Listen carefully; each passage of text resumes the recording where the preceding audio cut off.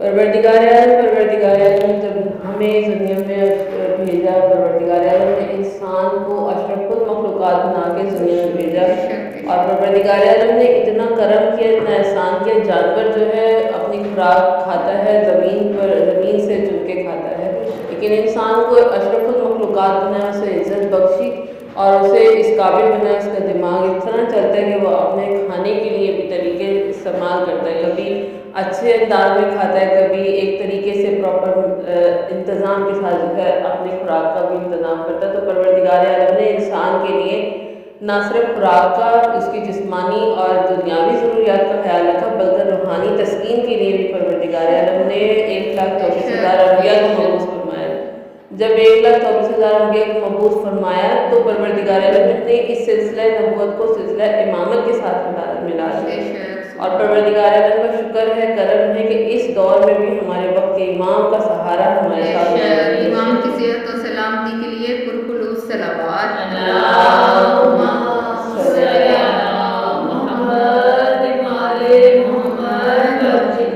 शहादत मासूमीन में सबसे ज़्यादा और एक जो है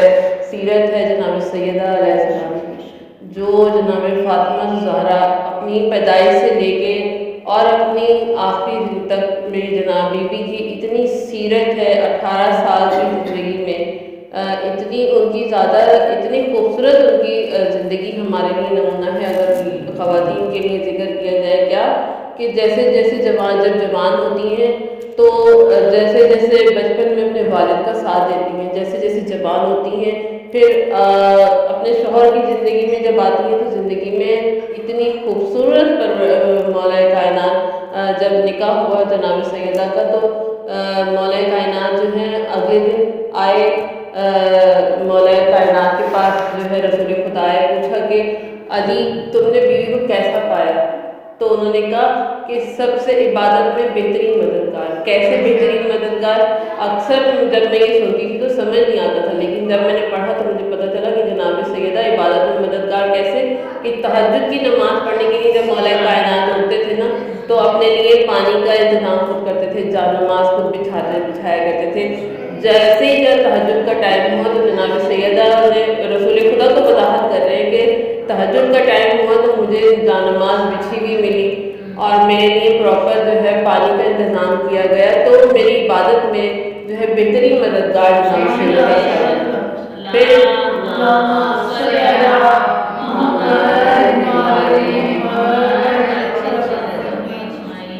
ना सिर्फ इबादत में बल्कि फिर जनाब सैयदा का ये सीरत देखें कि जैसे ही रसूल खुदा ने जब जनाब सैयदा से पूछा कि सैयदा तुमने जो लिबास पहन रखा है वो लिबास जो है वो सीधा पुराना लिबास क्यों पहन रखा है? तो जनाब सैयदा क्या कहती हैं कि बाबा जब सुबह में उठी तो साए दरवाजे पर आया और कहता है कि जनाब सैयदा कहता है कि अल्लाह के नाम पे कुछ दे दो। तो मेरे पास अल्लाह के नाम पे सिर्फ लिबास ही था, खूबसूरत लिबास, वो लिबास था, तो मैंने वो जो है लिबास जो है उसे दे दिया। अपना वो लिबास मैंने उसी लिबास जो है मैंने उसे दे दिया।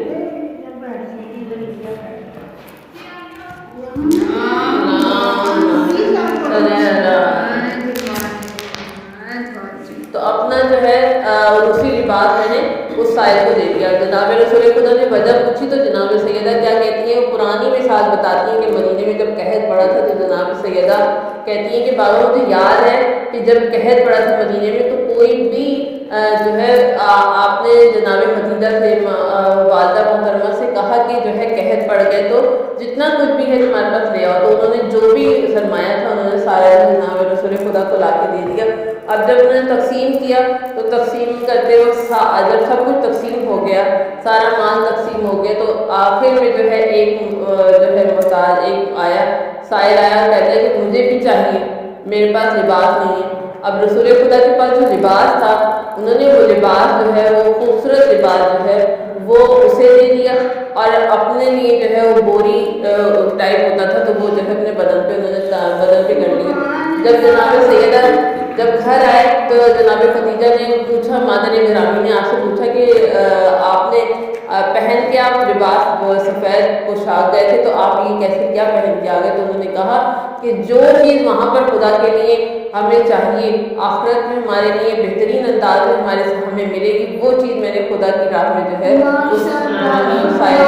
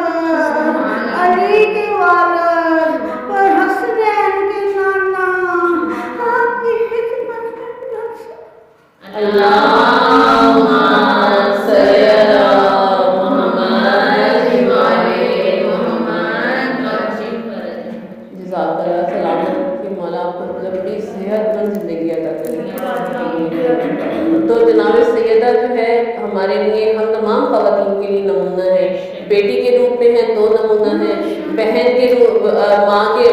بیوی کے روپ میں دیکھا جائے تو نمونہ ہے، ماں کے روپ میں دیکھا جائے تو بہترین نمونہ ہے۔ کیسے؟ جب ہجرت کے بعد جب مدینے میں مکہ میں جب تھے، جب تمام مسجد میں تمام جو ہے صحابی ہوا کرتے تھے، جب ان کو کہیں پر پناہ نہیں ملتی تھی، لوگ گھروں سے اسلام قبول کرنے پر نکال دیتے تھے، تو صرف در رسول جو ہے ان کے لیے صرف ایک پناہ گاہ ہوا کرتی تھی۔ تو تمام جو ہے اصل جناب سیدہ چکی پیسا کرتی ہے، مشہور ہے کہ ان کے ہاتھ میں چھالے پڑ جاتے تھے، تو چکی پیسی تھی۔ اب ان کے گھر میں افراد تو چند ایک افراد ہیں، چار پانچ افراد تھے، تو اتنی چکی پیسی تھی کہ اتنی روٹیاں پکاتی تھی کہ ان کے ہاتھ میں چھالے پڑ جاتے تھے۔ تو وجہ یہی ہے کہ تمام وہ صرف اپنے گھر کے لیے نہیں بناتی تھی، جتنے بھی مسجد میں سائے ہوتے تھے ان سب کے لیے بنایا کرتی تھی روٹیاں، اور ان کے ہاتھ میں جب چھالے پڑ جایا کرتے تھے تو جبریل آ کے جو ہے ان کی چکی چلاتے تھے جب وہ تھک جاتی تھی، اور تسبیح پڑھا کرتے تھے جب وہ تھک جاتی تھی۔ اور پھر اس کے بعد جب جتنے بھی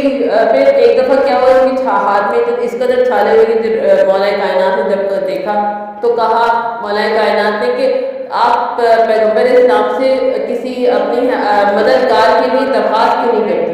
وہ جناب رسول سیدہ کہتی ہے مجھے بابا سے سوال کرتے ہوئے شرم آتی ہے۔ بہرحال ایک دفعہ ہوا، دو دفعہ، تیسری دفعہ، تو جناب سیدہ نے جو ہے شرماتے رسول خدا پیغمبر اسلام جب گھر میں آئے تو داخل ہوئے تو کہا کہ جناب سیدہ نے کہا کہ بابا میرے جو ہے ہاتھ میں اس طرح چھالے پڑے ہیں، تھوڑا سا انہوں نے ذکر کیا تو جناب سیدہ کو رسول خدا نے کیا کہا؟ یہ نہیں کہا کہ میں تمہیں مددگار کا انتظام کرتا ہوں تمہارے لیے۔ جناب سیدہ کو اس وقت رسول خدا نے پیغمبر اسلام نے تسبیح فاطمہ بتائی کہ میں کیوں نہ تمہیں ایک ایسی تسبیح بتا دوں جو تمہارے لیے جو ہے بہترین، تمہارے لیے مددگار ثابت ہوگی۔ اب جناب سیدہ نے جب وہ تسبیح پڑھنا شروع کی، جیسے جیسے اسی لیے اسے کہتے ہیں جناب تسبیح فاطمہ، جیسے جیسے انہوں نے تسبیح پڑھنا شروع کی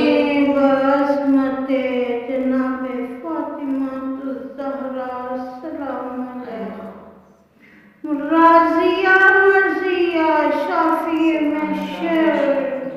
کائنات کی حسین ترین خاتون، امن صالحہ بتانے والی رہنما بی بی، پاکہ زادی شہزادی، ہم سب کو راہ ہدایت دے، ہماری رہنمائی کرے، چادر کا سایہ مجھ پہ کر، آپ کی خدمت میں نرمتر سنا۔ اللہم صلی علی محمد۔ ادھر جناب سیدہ نے تسبیح شروع کی اچھا یہاں پر جناب سیدہ نے تسبیح فاطمہ جیسے شروع کی، وہاں پر جو ہے جناب سیدہ ادھر جناب فضا جیسے جیسے وہ پڑھتی رہی، جناب فضا جو ہے ان کو خواب میں آگاہی ہونا شروع ہو گئی، ان کو خواب کے ذریعے جو ہے جناب سیدہ کا گھر دکھایا جا رہا ہے، جناب سیدہ کی روز ایک دن ہوا، 2 دن ہوا، 3 دن ہوا، پھر جب انہوں نے اپنے جو ان کے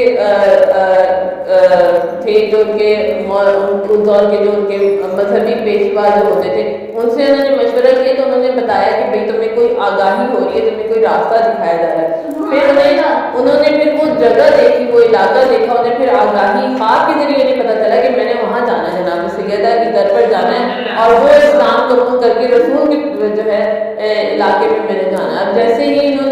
جب انہیں اس بات کا یقین ہو گیا، انہوں نے اپنی جوتیاں رکھی اپنے تخت پر اور آ گئی جناب سیدہ کے رسول خدا کے پاس کہ میں نے جو ہے آپ کی چوکری کرنی ہے، مجھے آپ کنیزی میں لے لیں۔ پھر جناب سیدہ کو اس طرح جو ہے جناب سیدہ کے پاس جناب فضا پہنچی، اور جناب فضا جب پہنچی کہ میں آپ کی مدد کر رہی ہوں، آپ کی مددگار میں آپ کے لیے آئی ہوں، مجھے آپ اپنی کنیزی پہ لے لیں، جیسے ہی انہوں نے یہ کہا انہوں نے ان کے لیے بھی پریشر نہیں ڈالا، جناب سیدہ نے کیا کہا انہیں، ٹھیک ہے ایک کام آپ کریں، ایک دن کام آپ کریں گے، ایک دن کام میں کروں گا، جناب سیدہ نے، اور پھر بعد میں جب جناب سیدہ پھر بعد میں کیا ہوا، پھر جناب فضا نے کہا نہیں باہر کے کام سارے میں کروں گی اور اندر کے کام جو ہے آپ کریں گی، وہ بھی اس میں بھی پھر ڈیسائیڈ کر لیا کہ یہ ایک دن کام میں کروں گی، ایک دن کام آپ کریں گی۔ تو جناب سیدہ کی زندگی سے ہم خواتین کو جو ہے بہت خوبصورت جو ہے میسج ملتے ہیں آج کے دور میں بھی اور اس دور میں بھی کہ ہم کس طرح اپنی زندگی کو فالو کر کے